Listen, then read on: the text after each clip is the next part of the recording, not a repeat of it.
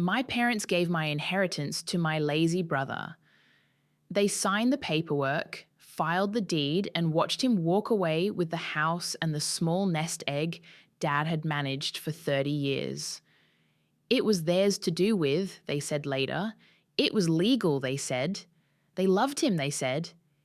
It hurt because I had spent the last 8 years of my life holding them up while they slipped, because I had given up money, career momentum, and my home to make sure they ate, took their pills, and saw their doctors. I didn't steal anything. I didn't manipulate anyone. I counted hospital visits, cash advances, and nights on the couch guarding a breathing machine. And then, in a single stack of stamped papers, everything I'd built with them was handed to my brother, the man who hadn't worked a steady job in over 5 years, who couldn't remember to refill his own prescriptions, who showed up when there was loudly visible gain to be had. I'm telling you that at the start, because there's no useful way to soft sell the betrayal. That's the point from which every other choice in my life was constrained. We lived for most of that time in the house my parents bought in the late 80s, a modest 3-bedroom bungalow on a quiet street 3 blocks from the river. The address is not important. What matters is that it had a backyard where Dad planted tomatoes and a front step I could lean on while my mother smoked the last of her cigarettes. After Mom's diagnosis, mild cognitive impairment first, then dementia, it became my project. I left my job at a small marketing firm in 2017 when my father's COPD got worse. The firm was kind and gave me a leave of absence. It was never long enough. I moved into their den, turned my bedroom into a makeshift office, and started splitting my days between caregiving and freelance contracts. I took on client work at night. I paid the utilities, bought groceries, and replaced the furnace in 2019 when the cost blew a hole in my savings, $3,200 out of pocket. I negotiated service plans, kept the car that belonged to Dad roadworthy, and paid for the home modifications we needed when Mom started falling: grab bars, brighter lighting, a shower seat. I cashed out $401k early once to pay for a set of in-home aids for 3 months after a hospital stay, incurring penalties I still resent. Concrete details make this feel prosaic, and it was. I'm not a martyr. I'm making the numbers clear because they show the cost. And I paid roughly $1,200 a month toward groceries and household bills for 5 years. I put another $500 a month into a joint account for medical copays. I traded raises for flexible hours. I moved from a 2-bedroom downtown apartment to a spare bedroom in their house so the commute between them and my work would be measured in steps, not hours. I did this because when you are the person they call at 3 a.m. because someone's oxygen tank is beeping, you can't be an absentee. My brother Michael, he goes by Mike, lived 2 towns over. He is 36, 2 years younger than me. He had a couple of promising years in his 20s, a construction job that lasted a winter, a landscaping gig in spring. After that, nothing stable. He took odd jobs, borrowed money, and had long stretches of unemployment. But most years he appeared at family gatherings looking shaggy and apologetic, promising that something would change. He never meant to hurt anyone, he would say, or sometimes he meant it in a way that sounded almost sincere. He never stepped in to help with Mom because the responsibility of care felt like permanence to him. He preferred the adrenaline of a sudden crisis to the slow accumulation of care. There was an imbalance before the deed was signed. I provided labor and cash. He provided the occasional charm offensive. He would come when convenient, bring a casserole or a six-pack, sit at the table and talk louder than everyone else so he could be heard, then vanish. He was, in a word, an easy person to love from a distance. My parents, especially my mother, loved him for that, and she forgave his fines and his missed payments and his excuses because forgiving him felt, in some ways, like choosing peace.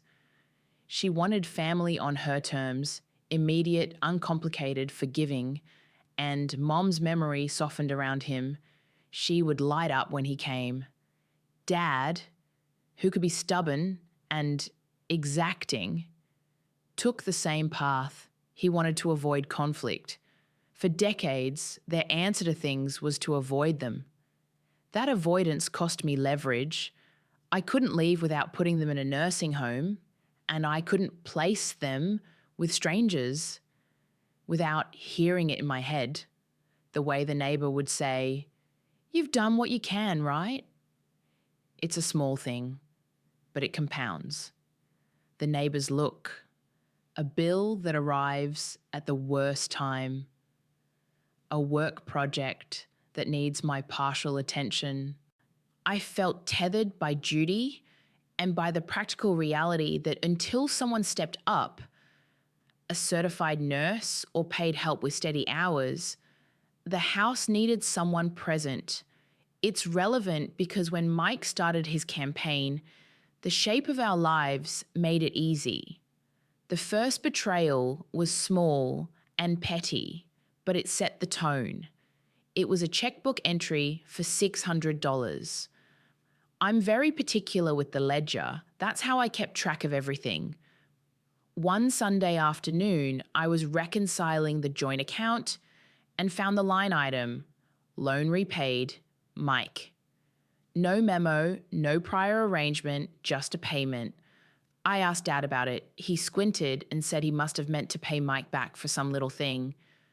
I counted back statements and found that the account had been depleted not by one withdrawal, but by a string of transfers Michael had orchestrated.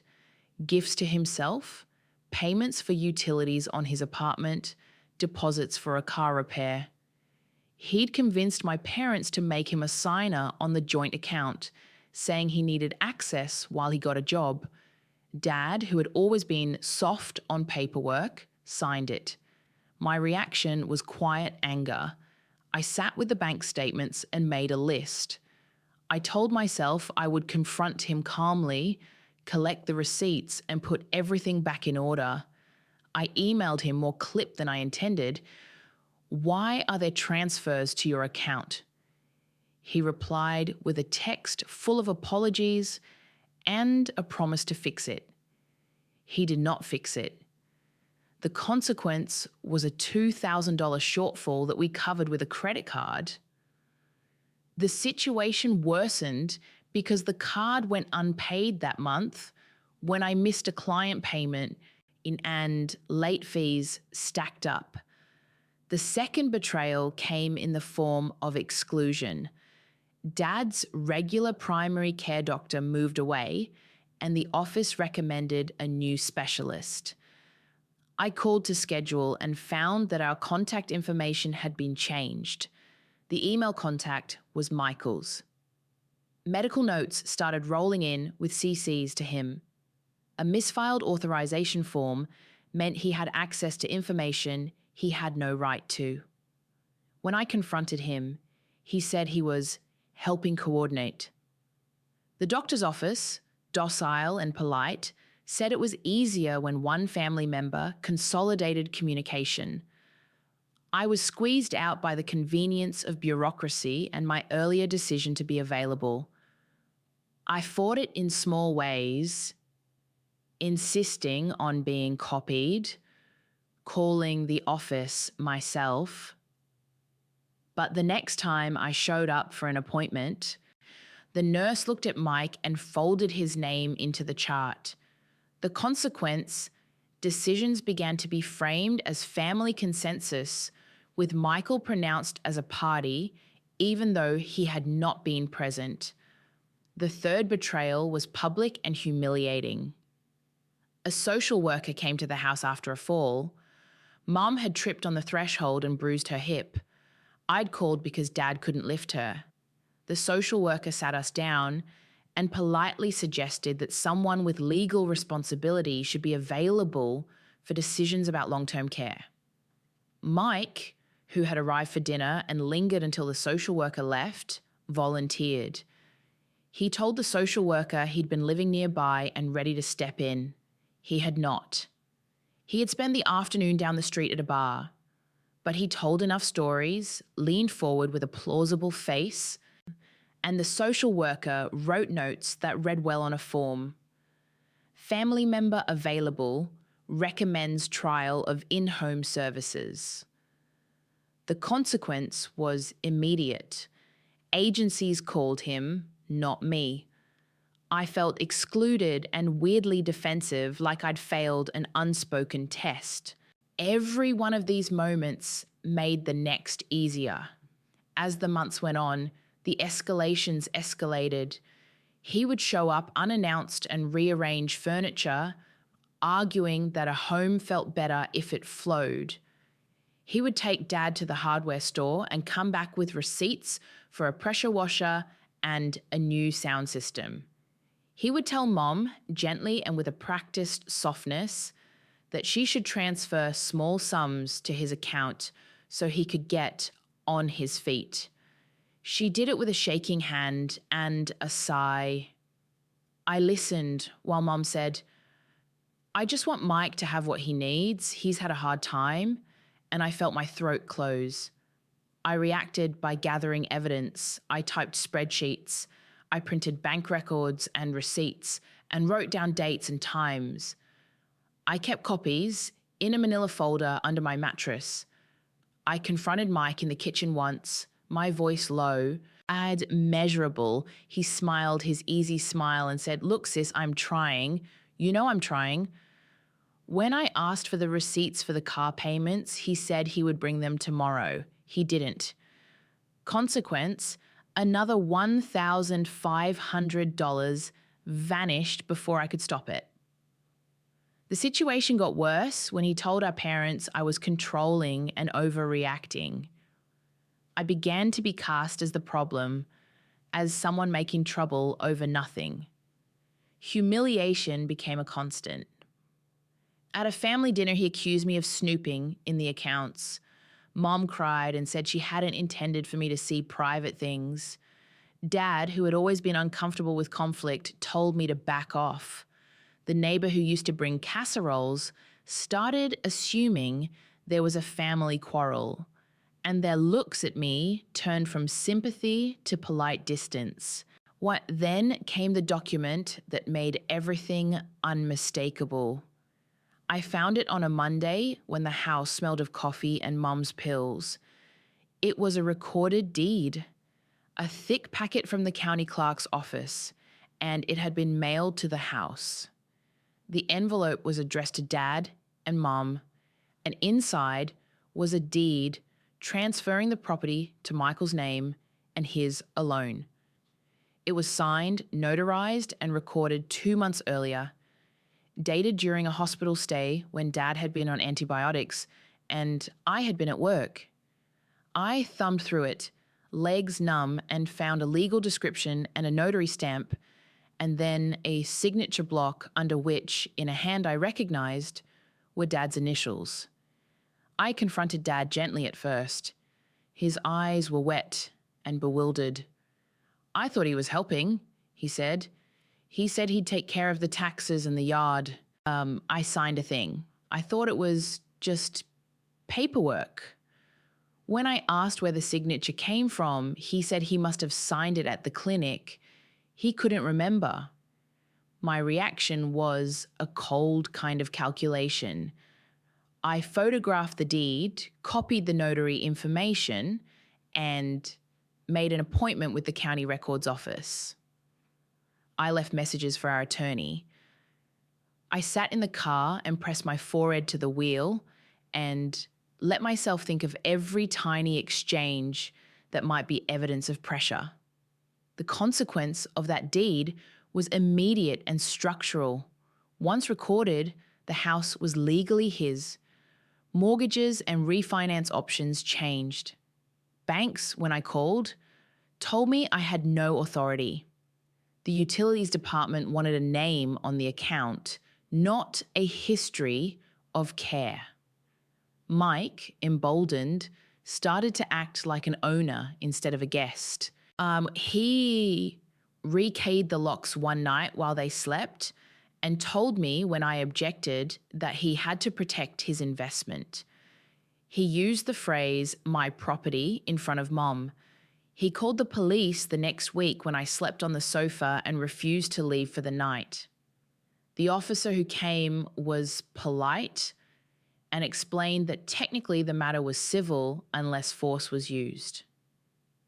I left the house that night and slept in my car in the clinic parking lot because I could not imagine going back into a place where the man who had been my brother had the power to keep me out. After I was locked out, the pressure turned financial. Mike closed the joint checking account and opened his own. He began to file small claims charges, alleging that I had taken cash from the house. He called our neighbours and told stories that made me sound foolish.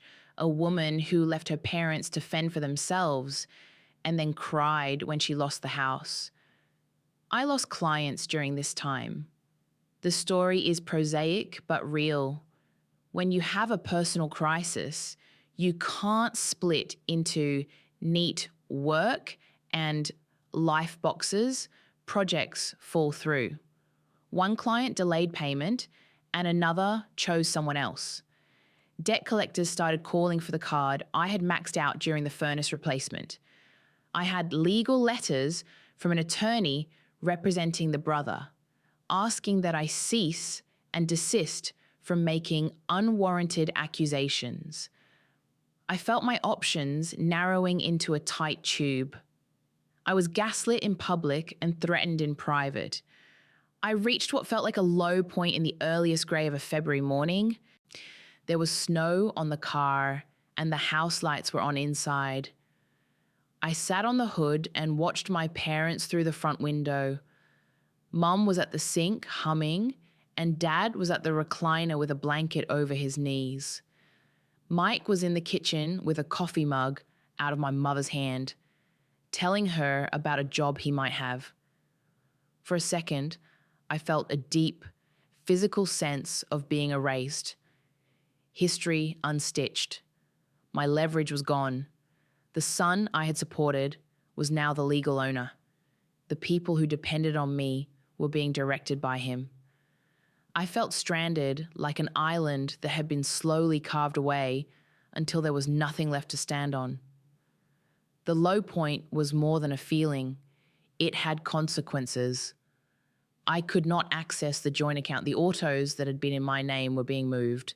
So I received a certified letter from a lawyer asking me to vacate any belongings from the house within 30 days or face a trespass action. I lost my sense of place and had to reconcile the fact that the person who had been the most absent was now in control. I had left everything. My small professional studio equipment, my mother's china, my boxes of old tax records. Inside a place I could not enter at night without consent.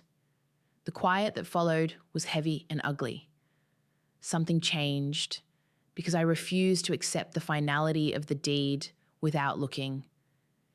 It was not a dramatic legal bombshell. It was an accident.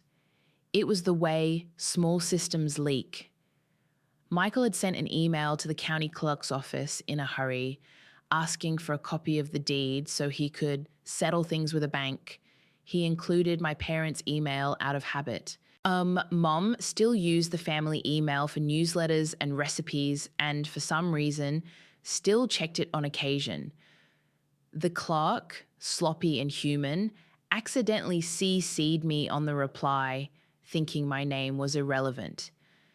The email contained a scanned copy of the deed and, tucked inside, a separate PDF that said client file notes.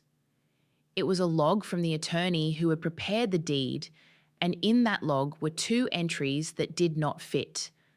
A note that the attorney had concerns about Dad's recall when the signing occurred, and a line that read in bureaucratic shorthand, "Witness present, MH, friend." Suggested POA if future incapacity confirmed. It was the kind of dry sentence you might miss if you weren't looking. But I looked. That document, an accidental CC and a clerk's misplaced attachment, was the pivot. It was not a smoking gun in the criminal sense, but it was enough to change the dynamic. It planted a seed of doubt outside our immediate circle. It gave me something to take to the attorney for our family. Not a threat, not a tear down, but a prompt. I called our old family lawyer and said, "There's confusion around the signing. Can you tell me how this came about?" I did not say, "You made a mistake," or "You were bribed." I said, "Can we look at the file?" His voice was flat, and then, after a pause, kinder than I expected, he agreed to review his notes. What happened next was procedural. The lawyer told us he was willing to reopen his internal file and check his notes if there was evidence of diminished capacity at the time of signing. He advised us to get a medical opinion about Dad's state the day of the signing. I called the clinic and asked for records. The nurse who answered told me they had notes, but that patient confidentiality was strict. I asked Mom directly in a quiet room at the clinic how much she remembered. Her brow furrowed. She said she didn't recall the day clearly, that asked to be left alone, that she had been tired. She had a soft, murky way of remembering. It hurt to hear it. When I brought the attorney the email, he flipped through his own note file and found an anomaly he had not noticed earlier. The notary on the deed was a local acquaintance of Michael's, not an independent third party as his standard practice required. It was a procedural lapse. Not necessarily evil, but sloppy. The attorney said he would contact the notary to confirm the circumstances of the signing. When the notary returned the call, he stammered and said he had been rushed, that the signing had been different because it happened at the hospital, and that he had used a witness he knew because of timing. He admitted he hadn't verified the initial identity signs as thoroughly as he should have. That slippage, the notary's obvious discomfort, made it possible to question the deed without framing it as an accusation. No courtroom drama followed, no vindictive confrontation. What followed was negotiation and exposure. Once there was a tangible record of sloppy procedure and possible incapacity, Michael's posture changed. He had counted on the law being an immovable thing in his favour. When the notary's admission and the clinic notes suggested otherwise, his bluff looked riskier. He sat across from me at the kitchen table once, his hands folded, and said, "I don't want this to get ugly." He sounded young, which was worse than anything he had said before. We negotiated. The attorney proposed a resolution that was sensible and boring, an agreement acknowledging that the recorded deed would stand for now, but that certain assets, the house contents, a small cash reserve, would be split or returned. And Michael agreed to restore access to the former joint account for the purpose of paying outstanding debts and medical bills. He agreed to a modest monthly stipend to my mother for her discretionary spending and to hire a caregiver twice a week so I would not have to be present for every chore. There were contracts, signatures, and a calendar of payments.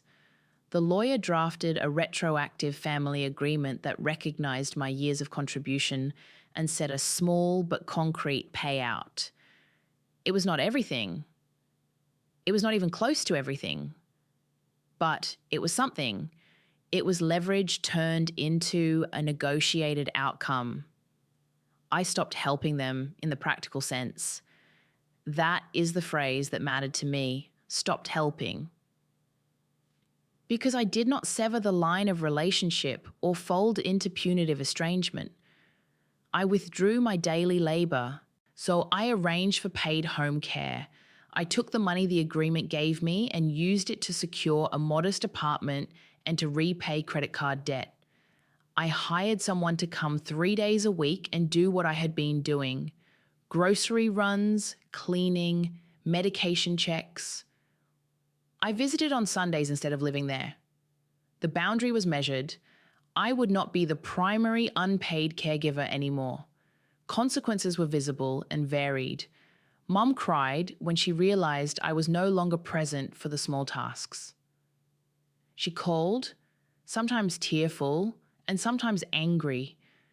Dad was quieter, apologetic in a way that did not fix anything. Michael adjusted, outwardly relieved, inwardly tense. Socially, the family split. Relatives called me and asked questions in careful tones. The neighbour crossed the street less often. My life contracted and then slowly expanded. I got a stable contract at a design firm, working 3 days a week. I slept better than I had in years. I could pay my bills without waiting for client invoices like a person walking on thin ice. There were losses that didn't resolve with a legal signature. The years I'd spent on someone else's house didn't come back. There were no awards for lonely nights or for cataloguing pills. There were pleasures I missed out on: travel, promotions, relationships that require steady attention. Those losses felt permanent, not because I had been wrong to give them time, but because the return on that investment had been recalculated without my knowledge. The emotional toll was heavy. There were evenings when I imagined a different scene. Dad alive and steady and the house intact, and Michael responsible in a way that might have seemed ordinary. That hypothetical was not a place I could live. It was a small, uninhabited country. There was also something quieter, a level of sanity. I stopped being the person who absorbed every crisis in the family. The distance let me see things more clearly. I noticed the pattern of Mike's charm and the ways my parents' fear of conflict had enabled it. I noticed I had confused duty with self-erasure. Those are observations, not moral lessons. I did not become holier. I became tired and then steady. As months wore on, a new normal emerged. We settled into routines with caregivers and monthly payments. The house, legally his, became something he had to maintain. Being the owner meant responsibility. It meant dealing with the roof, the property taxes, and the fact that Mum's Medicare required a lot of paperwork Mike had to learn. He got angry a few times when unexpected bills arrived. He called me once to ask how to refill a prescription. The call was short, practical, and void of apology. I answered because someone had to answer it. There were consequences for Michael too. He had the house and the legal title, but he had also become the person other family members watched closely. Invitations stopped coming automatically. People who had once been willing to excuse him did so less readily. The oldest family friends, the ones who had seen him at his best and worst, looked at him with a different patience. He had the thing he wanted, yes, but it did not bring what he expected. Not respect, not acceptance, not the comfort of long-term loyalty. In the end, the closure I have is quiet. I visit now on Sundays. I bring a pie sometimes and sit on the far end of the couch. We talk about the news, which is small talk but necessary. I let them tell me the same stories because telling stories is how they measure their days. I do not talk about the deed.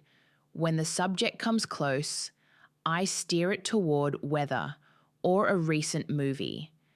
There are evenings when Mom picks at a napkin and suddenly, with surprising clarity, calls me by the name only she uses when she is worried.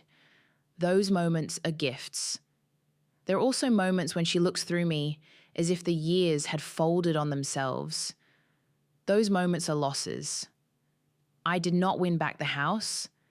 I did not salvage every cent. I did not patch the family fabric into what it once was. What changed is that I found a document and used it to create space where there had been none. The leverage from that mistaken CC, a clerk's slip, bought me a chance to negotiate a life that keeps me intact. I learned how to work within the small legal openings that appear when paperwork is sloppy and human error reveals decisions made in haste. I learned to protect my own stamina. I do not tell you this because I have complicated advice to impart. I tell you because realities like mine exist. People giving, people taking, the messy middle where law and love intersect. I tell you because the hurt of watching those you love choose poorly is a real grief, and because there are ways to carve out dignity without theatre or revenge. If you stayed with me this long, thank you for listening. If anything in this story rings true for you, the exhaustion, the humiliation, the strange relief of finally setting a boundary, I'm grateful you let these words sit with you. If you like this, please leave a like and subscribe for more stories like this. I'd also like to know, have you ever had to stop helping someone you loved? Leave a comment below.